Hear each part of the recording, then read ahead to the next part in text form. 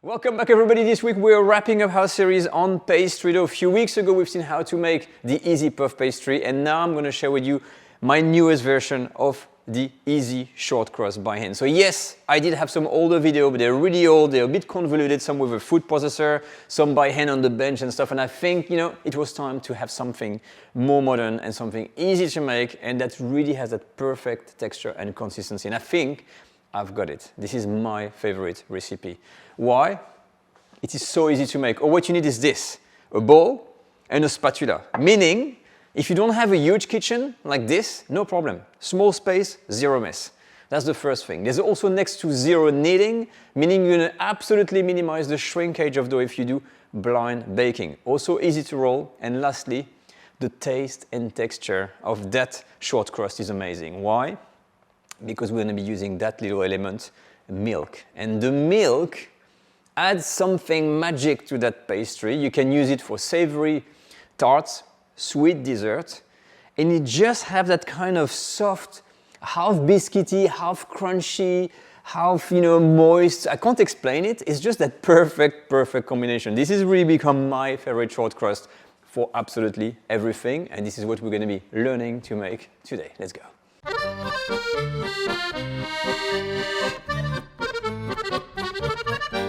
Alright, so let's dive into it and let's have a look at the cookware and the ingredients we're going to be needing. For the cookware, it's going to be extremely straightforward.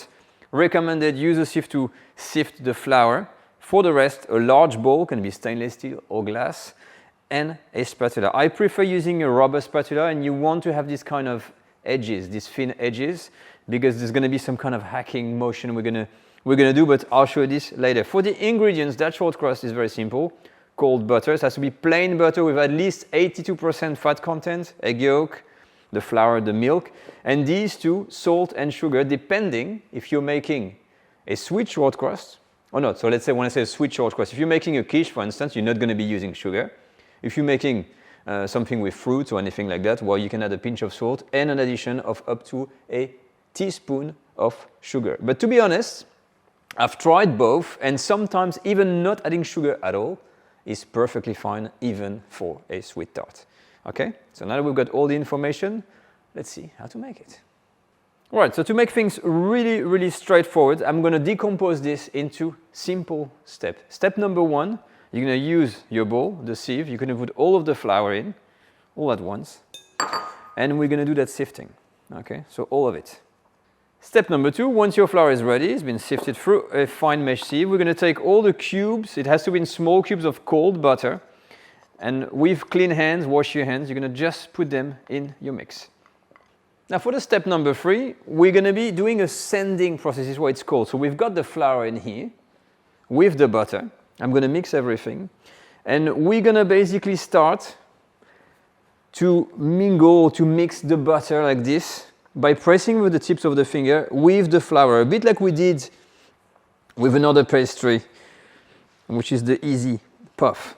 So what exactly is the precise kind of gesture? Because I know in some videos we don't always show this. So you don't want too much to take your hand and make a ball like this, you see, because that creates this kind of balls of dough. What you want is to use the tips of your finger, okay, it's like a finger exercise, and you rub like this. And when it's flattened, then you can do that little sanding, okay? So it's very important if you get clumps of butter that are too big, don't kind of do balls like that. You want to use the tip of your fingers and really kind of mix with the flour to make this kind of grains, this floury mixture. See, this is the proper process, and then you can use your hand to do this and sand. So by the end of step three, this is the type of mix that you should have, you see? So when we say sanding, you're transforming that butter and flour into that kind of sandy mixture. As you can see, if there's still little pieces, it doesn't matter. You try to go like this. So how do you get this? Basically, it's when you don't really press too much and you create this kind of clumps. And you have to stay light with the hands. Okay, like a baker, nice sanding. So we're done with step three. Now we're going to add the liquid in. Step number four, you're going to mix all the liquids in bracket together. So what do we have? We've got the milk. Okay, we've got an egg yolk, and I'm going to add here a pinch of salt because I'm just going to do like a salty version. If you want, you can absolutely add some sugar. And all what you're going to do is to mix everything well until your sugar and salt are dissolved. That's it.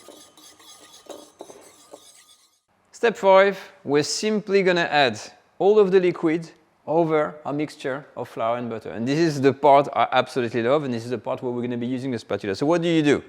You take the liquid and you're going to spread it out like this all over. Okay? Very simple.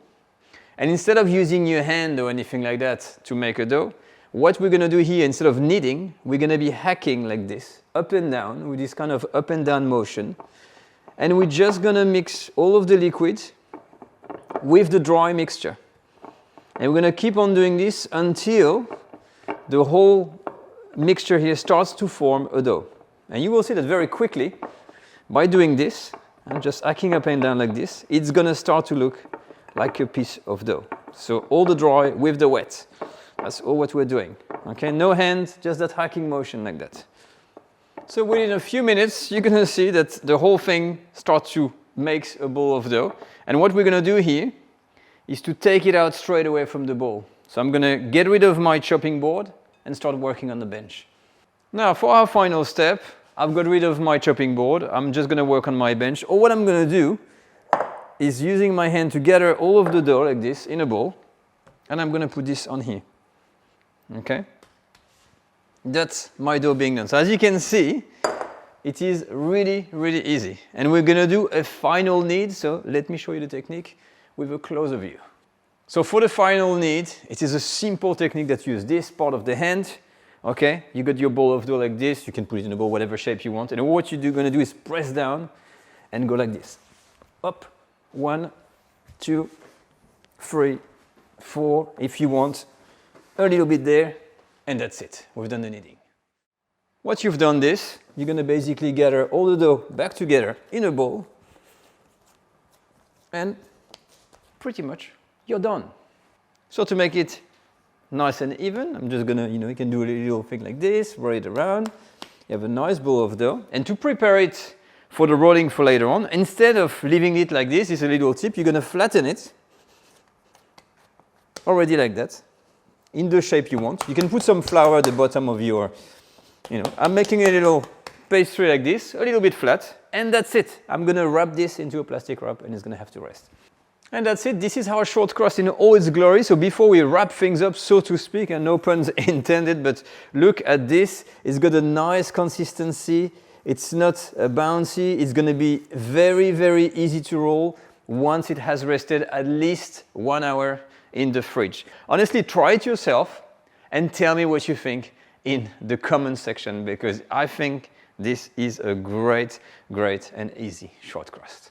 We are done. So what do you think? You see how easy was that to make? Honestly, with that technique with the bowl, it's absolutely brilliant, next to no kneading. And I'm telling you, this short crust is super easy to roll after it's been rested. So remember, 1 or 2 hours in the fridge. Yes, you can leave it overnight. You can also freeze it if you're not using it straight away. It freezes very, very well. Once you want to roll it out, just one word of warning, 15 to 20 minutes before you roll, take it out of the fridge so it kind of gets to a almost room temperature, and it's going to be extremely simple to roll, and you can use it for anything. So if you try this pastry for a quiche, for a sweet tart, whatever, please let me know how you go. Use the comment section, make some dessert, make some quiche, and post also your pictures on Instagram, #French Cook Academy. And before I go, I'd like to thank you to all the new subscribers to the channel, plenty of people, and also our dear patrons. There's been plenty of newcomers supporting the channel. It's an ongoing project, and the people enroll in the school, all of the students, thank you very much. That all contributes to this whole project, the channel, the French Cooking Academy, to move forward, try to grow so that I can bring you more stuff, more interesting content, and that is the whole purpose of what we are trying to do here. But that's it for this week. I'll see you next week for another French cooking recipe. Take care all. Bye-bye.